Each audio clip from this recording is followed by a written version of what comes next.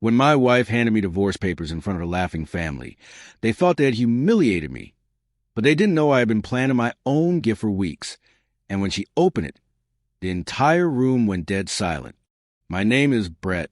The day my wife handed me divorce papers in front of her smug family, I knew they thought they'd finally won. They believed I was never good enough for Angela. What they didn't know was that I had my own gift prepared for that day. And when she opened it, the room didn't stay so cheerful. But let me take you back to where it all started, to the day I met Angela. It was a random Tuesday when Angela walked into my auto shop. Her favorite mechanic was unavailable, and her car had a knocking sound in the engine bay. What began as a routine repair became the start of something life-changing. After fixing her car, we exchanged numbers. Nothing romantic, just a simple business exchange. But over the next few months, we kept in touch. A few casual messages turned into regular conversations. Angela worked at a mid-sized tech firm, climbing the corporate ladder with her relentless work ethic. I own a modest auto repair shop, proud of every car I fixed. Despite our different worlds, we found common ground. She was drawn to my authenticity, my hands-on approach to life, and maybe the fact that I wasn't constantly chasing titles and bonuses. Our connection deepened, and soon we started dating. But things started shifting when marriage entered the conversation. Angela's family never saw me as an equal. Her mother, in particular, treated me with thinly veiled contempt. Her father was more subtle but no less dismissive. I told myself it didn't matter. Angela loved me, and that was enough. Or so I thought. We got married and started building our life together. At first, everything felt perfect, but the cracks appeared during family visits.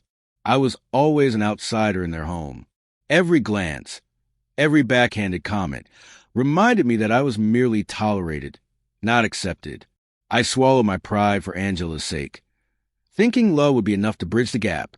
But as Angela's career soared, the gap widened. Her promotions came with longer hours and endless obligations. Our dinners turned into me eating alone while she juggled work calls. Our evening conversations, once filled with shared dreams, were replaced by her scrolling through emails. I didn't resent her ambition. I respected it. But I couldn't ignore how her family's whispers began to echo in our marriage. We had once dreamed of starting a family. So when Angela mentioned pregnancy symptoms, hope sparked in me. We visited the doctor, nervous and excited, but the tests were negative. The doctor, with professional compassion, pointed out how Angela's intense workload and stress levels were significant barriers to conception. I expected Angela to reflect, to consider slowing down. She didn't. She dove right back into her emails as if the conversation had never happened. When I gently asked her about adjusting her schedule, she lashed out. She accused me of being threatened by her success, of trying to hold her back. And then she said it. My parents were right about you. That sentence cut deeper than anything before. The woman who once stood by me was now reciting her family's judgments as if they were her own. I stopped mentioning children. The topic became a silent graveyard between us. But the distance didn't just stay confined to that subject. It seeped into everything. Angela transformed. She became obsessed with her image, with how others perceived her. She dressed differently, spent hours getting ready for casual outings, and was constantly surrounded by her co-workers. Our home turned into a cold, shared space. Conversations were transactional, stripped of any warmth. I noticed how she began comparing me to others, subtly at first, then more directly. Remarks about successful husbands, mechanics who expanded their businesses, became routine. Every comment was a jab, a reminder that in her eyes, I was falling short. Then came the night that changed everything. Angela returned home late, claiming exhaustion. But when I found her asleep with her phone in hand, curiosity got the better of me. What I read shattered any illusions I had left. She had been emotionally and physically involved with a co-worker, the same man she always insisted was just a friend. Their conversation revealed their plans. He was encouraging her to leave me, and she was agreeing. I didn't confront her, not immediately. I took screenshots, documented everything. From that moment, my approach changed. I realized fixing the marriage was no longer an option. It was about protecting myself. Every cold shoulder, every insult, every late-night disappearance was quietly logged. I needed undeniable proof. I hired a private investigator. Within a week, I had photos and videos of Angela with her co-worker. She wasn't even discreet. With irrefutable evidence in hand, I contacted my lawyer and filed for divorce. But I didn't serve the papers right away. No, I waited for Christmas. Christmas at her parent house had always been a battlefield for my dignity. This year, I planned to reclaim it. I knew Angela and her family were plotting to humiliate me. They underestimated how quietly I had prepared for this moment. Christmas morning arrived. The living room buzzed with forced cheerfulness. Wrapping paper flew. Laughter echoed. Then Angela approached me, an envelope in hand, her smile dripping with triumph. Inside were divorce papers, filed just days earlier.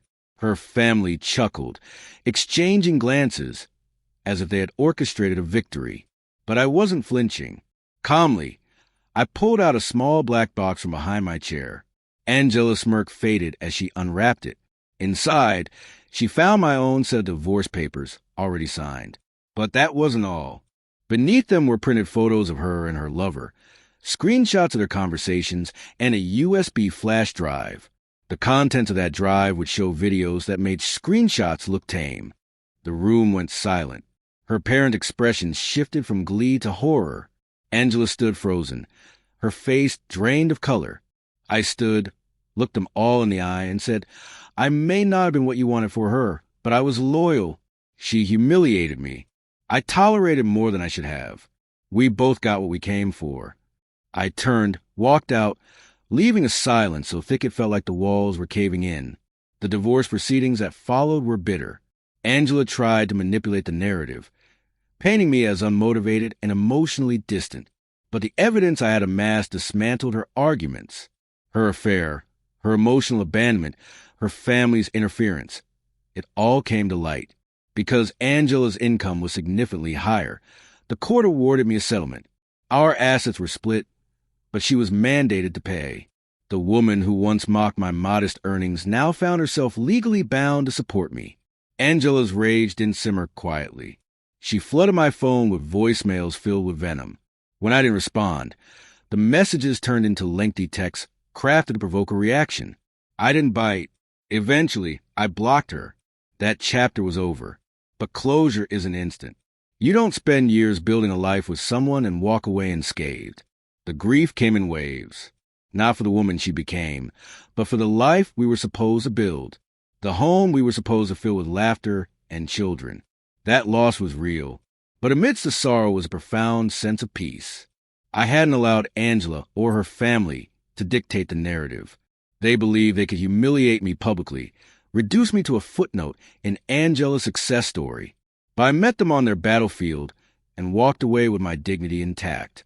What Angela never realized was that loyalty isn't measured by income or status.